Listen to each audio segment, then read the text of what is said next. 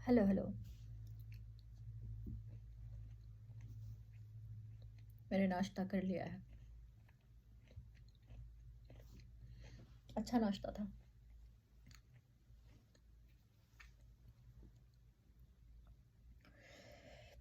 कुछ लोग मुझसे कह रहे हैं कि आप न्यूज़ पढ़िए, कुछ लोग कहते हैं कि समसामयिकी बताइए। सब लोग कर तो रहे हैं, बहुत सारे लोग काम कर रहे हैं। समसामयिकी, न्यूज़, लॉ और कहानियाँ,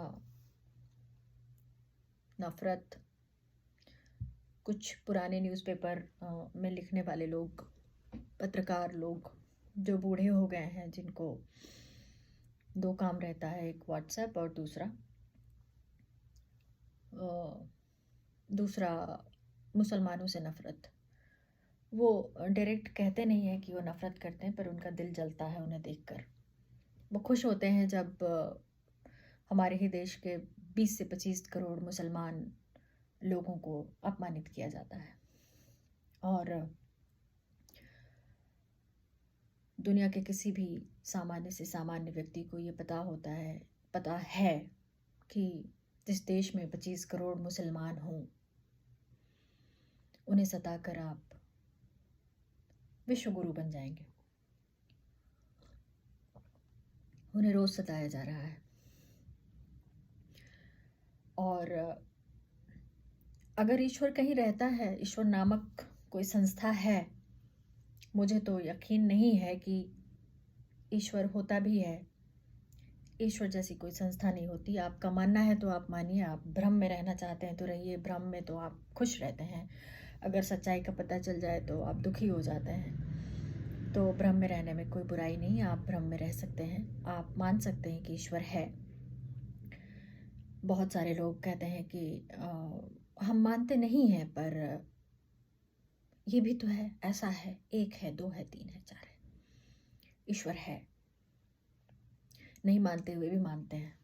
ठीक है, मानिए, कोई दिक्कत नहीं है। जैसे आप मानते हैं कि ये देश विश्वगुरु बन जाएगा, जैसे आप मानते हैं कि मुसलमान सारे आतंकवादी होते हैं, जैसे आप मानते रहे कि आखिरकार सारे मुसलमान आतंकवादी क्यों होते हैं, और जैसे आप मानते रहे कि हाथ में काला धागा बांधने से या हाथ में लाल पीला धागा बांधने से रक्षा हो जाती है, तो मानते रहिए, मुझे उससे कोई फ़र्क नहीं पड़ता है।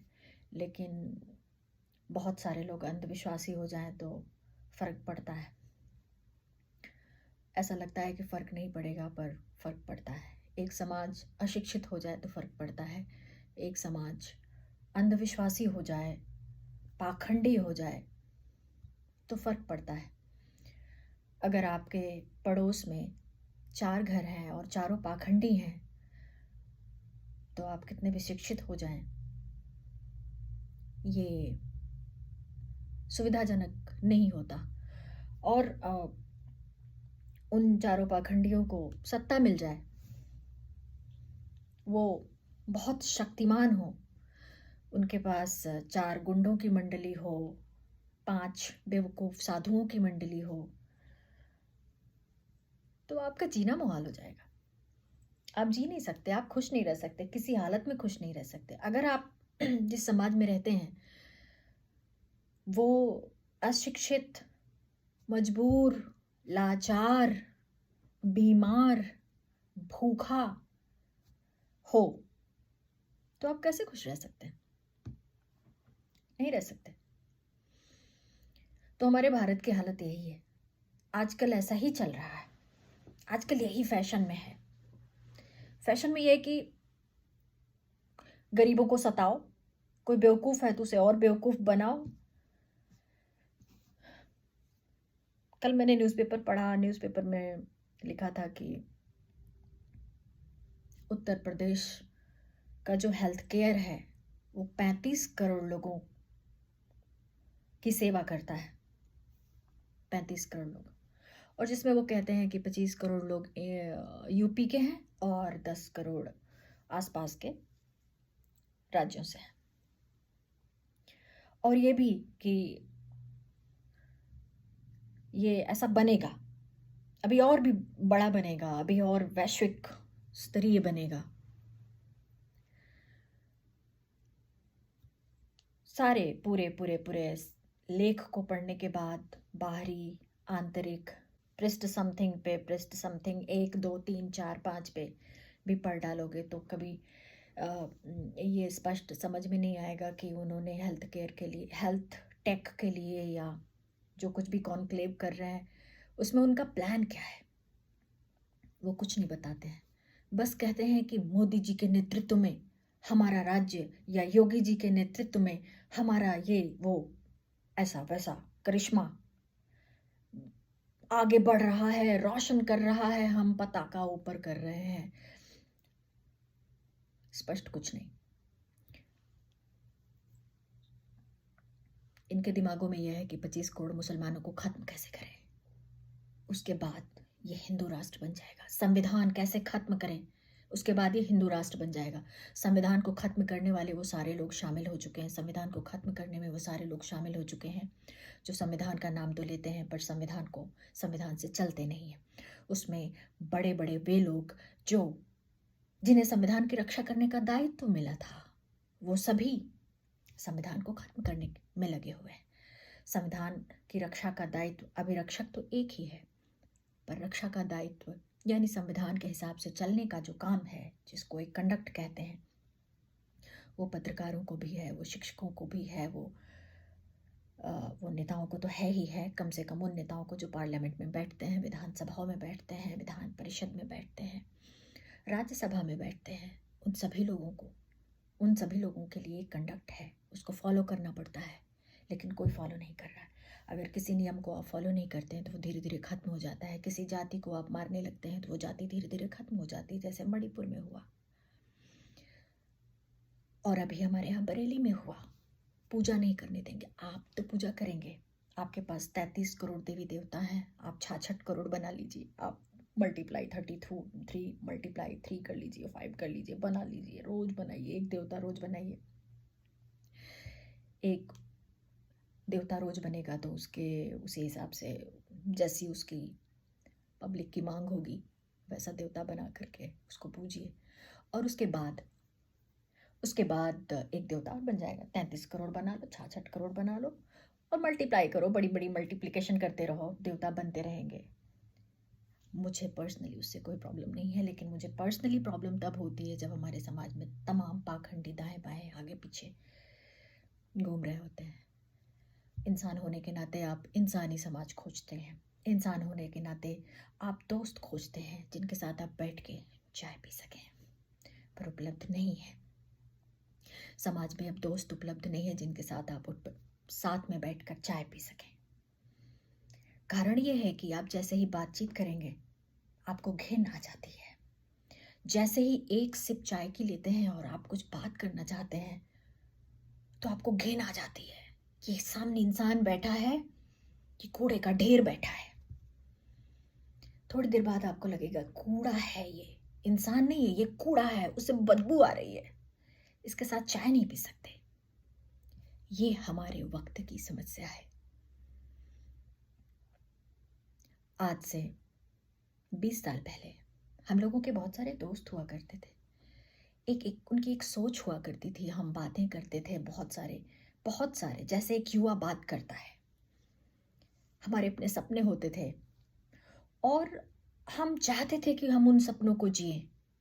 आज के युवा को देख लो, ना उसे कोई ज्ञान है, ना उसे कुछ आता जाता है, ना वो पढ़ता है, ना वो लिखता है।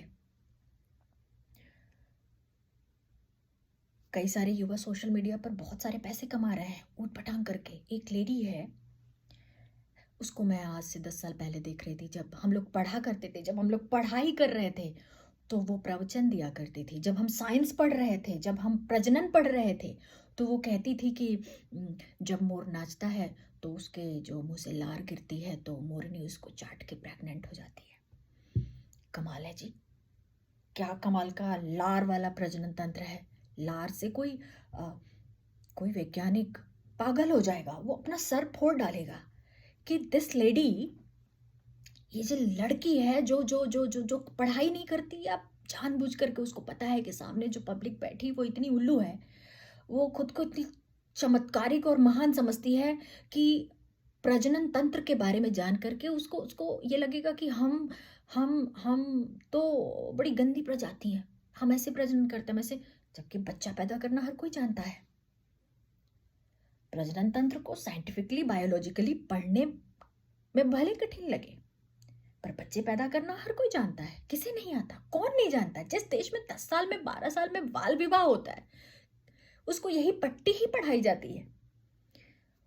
उसको आप बता रहे हो कि मोरिनी मोर के लार को चाट के प्रेग्नेंट होती है, और वो लेडी बेसुरा गा गा के, अवैज्ञानिक बातें कर करके, और खुद को आध्यात्मिक गुरु बताते हुए, हिंदू धर्म का बताते हुए, हारमोनियम, तबला, बांसुरी, तमाम सारे इंस्ट्रूमेंट के साथ एक बेसुरा गाना गाती है, और पब्लिक खुश हो जाती है। क्यों? क्योंकि वो गोरे रंग की होती है और बालों को चिकना के बांधती है। स्क्रीन पर, कैमरे पर बहुत अच्छी फोटो आती है, वाइट वाइट, पब्लिक देख के पागल। ये हमारे देश की सच्चाई है। ये हमारे देश की सच्चाई है कि आप किसी गोरे व्यक्ति को पतले से दुबले से दांत निकालते हुए फर्जी बातें करने वाले किसी भी व्यक्ति को जब देखते हो कि वो हिंदू धर्म का नाम लेकर के बैठ करके कुछ भी बकवास करता है, तो वो आपका गुरु हो जाता है। पहले महिलाओं को यह सब नहीं प्राप्त था, अब महिलाओं को भी प्राप्त है। महिलाएं भी मार्केट का एक अंग है। महिलाएं भी पाखंड, पहले महिलाएं घर के अंदर पाखंड करती थी, उनका पाखंड उनके परिवार तक सीमित रहता था, उनके मोहल्ले, उनके गांव तक सीमित रहता था। उनकी एक मंडली होती थी, सत्यनारायण बाबा की पूजा करती थी और प्रसाद बांटती थी, अपने अपने घर चली जाती थी। अब महिलाएं मंच पर बैठ करके ऐसी फिजूल की बातें करती हैं बचपन से ही। अभी मैंने रिसेंटली देखा कि एक 5 साल की छोटी सी नन्ही सी बच्ची है, वो नाच कूद रही है, गले में कुछ टांग करके राम भजन, राधे भजन, न जाने क्या क्या भजन गाती है, और पब्लिक खुश जाती है बच्चे की मासूमियत पे। लेकिन उस बच्चे का करियर माता पिता देख चुके होंगे, उसके स्पॉन्सर्स उसको उसको उसको ट्रैक करेंगे, और एक दिन वो भी मोर को नचवाएगी और मोर को थुकवाएगी, और मोरिनी उसके थूक को चाटेगी और एक प्रेग्नेंट मोरिनी बन जाएगी। क्या ये संभव है? इस तरीके की बातें कौन सुनता है? तो फिर वही हम बैक में जाते हैं। हमारे पुराने जो ब्रिटिश इतिहासकार कहते थे कि भारत में लोग भगवान की शरण में इसलिए जाते हैं क्योंकि यहाँ शिक्षा है, लाचारी है, मजबूरी है, और फिर कोई मानता नहीं। जाहिर तौर पर कोई माने या ना माने, अशिक्षा ही है जो भगवान के नाम पर, धर्म के नाम पर, कभी किसी नाम पर मजबूरी, लाचारी पर जो है कहते हैं धार्मिक बना दिया। धर्म हमारा महान है। धर्म कोई भी महान नहीं होता। धर्म चाहे हिंदू हो, चाहे मुस्लिम हो, चाहे चाहे क्रिश्चियन हो, चाहे कोई भी हो, कोई भी धर्म, वो अगर कट्टर हुआ, व्यावसायिक हुआ, यदि दूसरे को सताया, तो वो धर्म उसी दिन खत्म हो जाना चाहिए और खत्म हो जाता है। इतिहास गवाह है। इतिहास गवाह है कि ऐसे सभी धर्म खत्म हो गए। धर्म खत्म नहीं होते, रिवाइव कर जाते हैं। फिर कोई नया व्यक्ति आता है, नए फैशन में, कलेवर में आता है, तो फिर से रिवाइव कर जाते हैं, क्योंकि धर्म एक जीने का तरीका बताता है। सभी के धर्म, कब उठना है, कब जागना है, कब सोना है, कब नहाना है, मंदिर के आगे दिया जलाना है, लाइफ का पार्ट हो जाता है। उसके बारे में कोई सोचता नहीं, मशीन की तरह चलते रहते हैं। लेकिन धर्म गुरु, आपके धर्म गुरु, जिसे आप सो कॉल्ड धर्म गुरु कहते हैं, कुछ दिन तक, आजकल जो धर्म गुरु हैं वो कुछ दिनों तक धर्म गुरु बने रहते हैं। फिर वो कहते हैं हम गायिका हैं, हम गायक हैं, हमने तो कभी नहीं कहा था कि हम शादी करेंगे, आप फालतू में सोच लिए। ऐसे ही हमारे नेता भी बोलते हैं, आप 15 करोड़ 15 लाख हमने देने को कहा था, पर क्या आपके पास, आपकी बुद्धि मर गई थी? आपने सोचा नहीं कि 15 लाख कहीं ये ऐसा कहीं होता है? वो तो चुनावी जुमला था, वो चुनावी जुमला था जो हमने मारा था। आप गधे थे, आपने क्यों ऐसा समझ लिया कि हम 15 लाख देंगे? मुकर गए। मुकरना एक राष्ट्रीय स्वभाव है, झूठ बोलना एक राष्ट्रीय स्वभाव है। बरेली में 12 मुसलमान अपने घर में, किसी एक व्यक्ति के घर में 12 मुसलमान बैठ के नमाज पढ़ रहे थे। आपको बुरा क्यों लग गया? पहले तो आप मस्जिदें तोड़ते हैं, उनके धर्मस्थल को तोड़ते हैं। 20 सालों से 25 सालों से एक मस्जिद का निर्माण नहीं हुआ। वो कहाँ जाए पढ़ने? अब वो घरों को बना रहे हैं तो आपको प्रॉब्लम हो रही है। क्यों भाई? आप अपने घरों में, अपने मंदिरों में पूजा नहीं करते?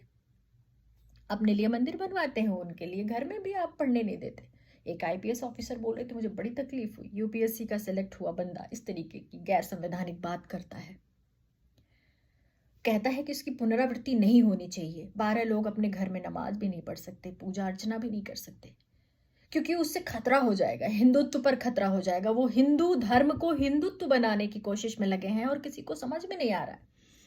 हिंदुत्व एक राजनीतिक विचारधारा है, ये कभी धर्म नहीं हो सकता। उन्होंने कहा कि हम कांग्रेस को खत्म करेंगे, तो उन्होंने कांग्रेस को खत्म करने का संकेत ये नहीं दिया कि वो सिर्फ कांग्रेस पार्टी को खत्म करेंगे। कांग्रेस द्वारा बनाई गई हर एक संस्था को खत्म करेंगे, कांग्रेस की बनाई गई हर एक विचारधारा को, धर्म निरपेक्षता, उदारता, सेक्युलरिज्म, लोकतंत्र, सबको खत्म करेंगे।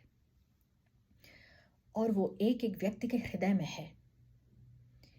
हृदय की बातें कैसे खत्म की जा सकती हैं? व्यक्ति को मार कर खत्म की जा सकती हैं, जैसे उन्होंने गांधी को मारा।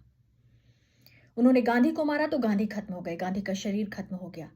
लेकिन साइंस क्या कहता है? साइंस ये कहता है कि जैसे आप किसी चीज को नष्ट करते हैं, वो रिवाइव करने की कोशिश करने लगती है और बहुत जल्दी रिवाइव कर जाती है। एक एक एक स्वतःस्फूर्त भावना उठती है कि आप मुझे खत्म करेंगे तो मैं खड़ा हो जाऊंगा। और फिर जब लोग खड़े हो जाएंगे तो इनको तकलीफ होने लगेगी।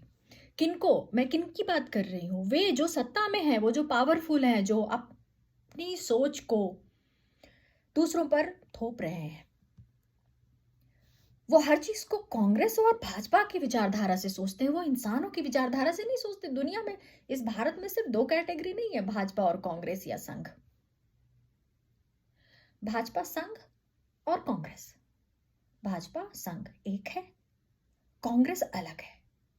कांग्रेस का मतलब संविधान है, भाजपा और संघ का मतलब संविधान नहीं है। कोई कहेगा मैं कांग्रेस का प्रचार कर रही हूं, कांग्रेस का नहीं कर रही हूं, और करूं भी तो मुझे कोई तकलीफ नहीं है। वो उदार हैं, वो संविधान को फॉलो करते हैं, तो वे अच्छे हैं, हमारे देश के लिए अच्छे हैं। भाजपा, संघ हमारे लिए अच्छे नहीं है। मैं बिल्कुल नहीं चाहूंगी कि किसी जगह पे 12 लोग पूजा अर्चना कर रहे हों और पुलिस जाके उन पर लाठी चार्ज करने लगे। मैं कभी नहीं चाहूंगी कि संत महात्मा या जो भी हैं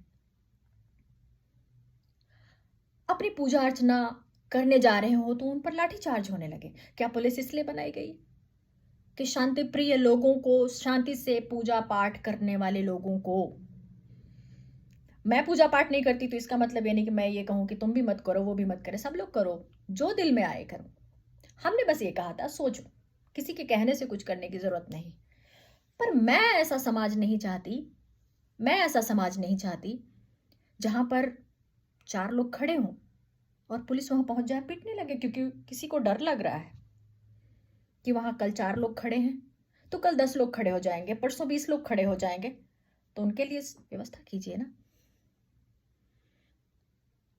किसी के आवासों को नष्ट कर देने से, किसी का हैबिटेट नष्ट कर देने से प्रजातियां खत्म हो जाती हैं। ये आप एक इकोसिस्टम को डिस्टर्ब कर रहे हैं, शांति से रह रहे लोगों को डिस्टर्ब कर रहे हैं। क्यों कर रहे हैं? आपको किसने ये अधिकार दिया? आपको जनता ने चुन लिया, अपना प्रतिनिधि बनाया, आपको पार्लियामेंट में भेजा गया, आपको अपना नौकर बना के जनता ने भेजा कि आप उसकी समस्या को वहां से एड्रेस करेंगे, उसकी सुविधाओं के लिए कानून बनाएंगे। आप उनको असुविधा पहुंचा रहे हैं और आपको फर्क भी नहीं पड़ता। आप देश की हर संस्था पर नियंत्रण कर रहे हैं, आप पुलिस का इस्तेमाल कर रहे हैं, आप संस्थाओं का इस्तेमाल कर रहे हैं, आप धार्मिक संस्थानों का इस्तेमाल कर रहे हैं, आप शिक्षकों को नौकर बना के रखे हुए हैं। शिक्षक पढ़ा नहीं पाते, आप उनसे तरह तरह के काम करवाते हैं, उनको फंसा के रखते हैं, उनकी नौकरियां छीनने पर लगे हैं। आप चाहते हैं कि हर संस्था में आरएसएस की विचारधारा का व्यक्ति स्थापित हो जाए और धीरे धीरे धीरे धीरे धीरे धीरे अपने आप सब कुछ नष्ट हो जाएगा। कुछ करने की जरूरत ही नहीं पड़ेगी, बस टाइम टाइम से गोरक्षकों को बुला करके, टाइम टाइम से कुछ गुंडों को बुला करके, कुछ लड़कियों का बलात्कार करवा दो, टाइम टाइम से कुछ लोगों को बुला करके मुसलमानों की हत्या करवा दो, पुलिस को कंट्रोल कर दो, अधिकारियों पर कंट्रोल कर दो। एक नेता बोलता है कि अगर अधिकारी मेरी बात नहीं मानेंगे तो मेरा जूता उनसे बात करेगा। हमारे भारतीय प्रशासन में, हमारी भारतीय राजनीति में, राजनीति और प्रशासन दोनों पैरेलल चलते हैं और एक दूसरे से सेपरेटली चलते हैं। राजनीति पॉलिसी बनाती है और ब्यूरोक्रेट्स पॉलिसी को इम्प्लीमेंट करते हैं।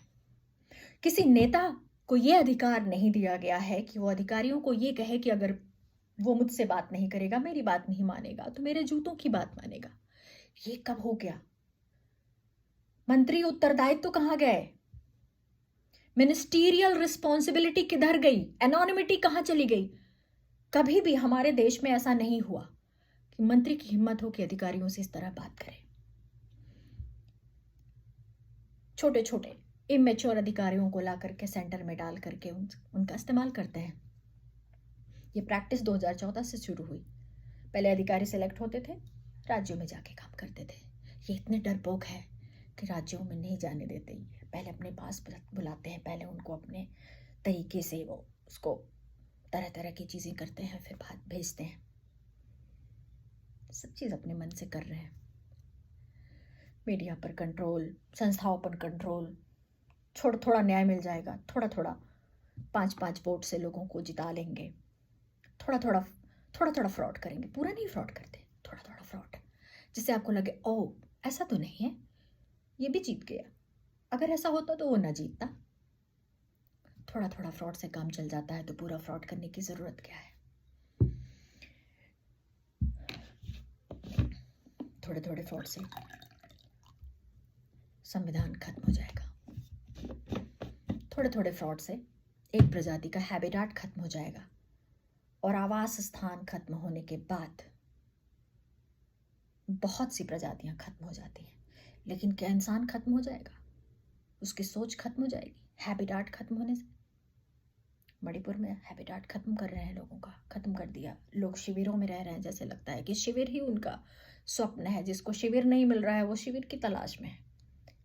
जिस लड़की का रेप हुआ था वो मर गई, किसी को कोई फर्क पड़ता है? नहीं पड़ता है, क्योंकि आप इंसान जो कुछ भी, जिसके सामने भी वीडियो जाएगा, वो सोचते हैं कि मेरी बेटी तो बेटी है, मेरी माँ तो माँ है। लोग गाय को माँ मानने को तैयार हैं, लेकिन किसी महिला को सिर्फ माँ कहते हैं। बलात्कार होता है तो उन्हें फर्क नहीं पड़ता।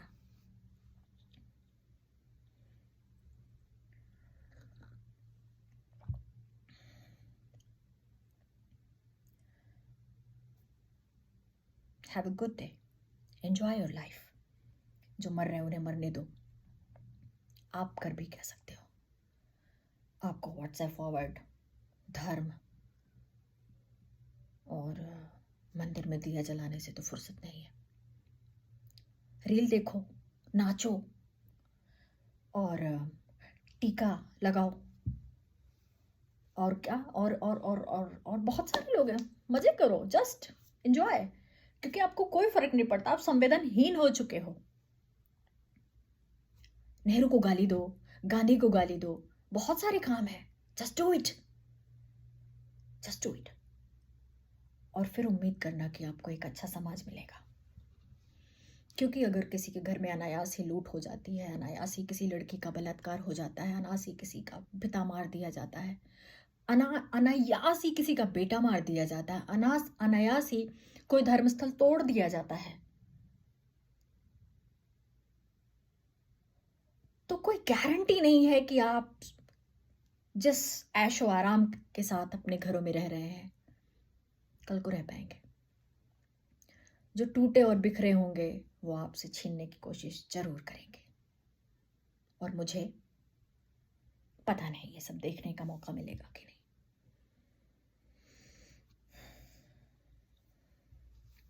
26 जनवरी आने वाली है। धीरे धीरे हर चीज की प्रासंगिकता खत्म हो जाएगी, क्योंकि सबको नए भारत का इंतजार है, जहां पर गुंडे पार्लियामेंट में बैठते हैं, लफंडर राजनीति करते हैं और गुंडे पुलिस संभालते हैं। और न्यायाधीश कौन बनता है? वो जिसे वो चाहते हैं। वो क्या संविधान के अभिरक्षक बनेंगे? संविधान का कस्टोडियन कोई नहीं है।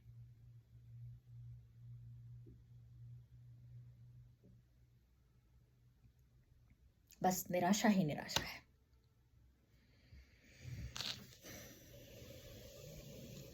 Have a good day.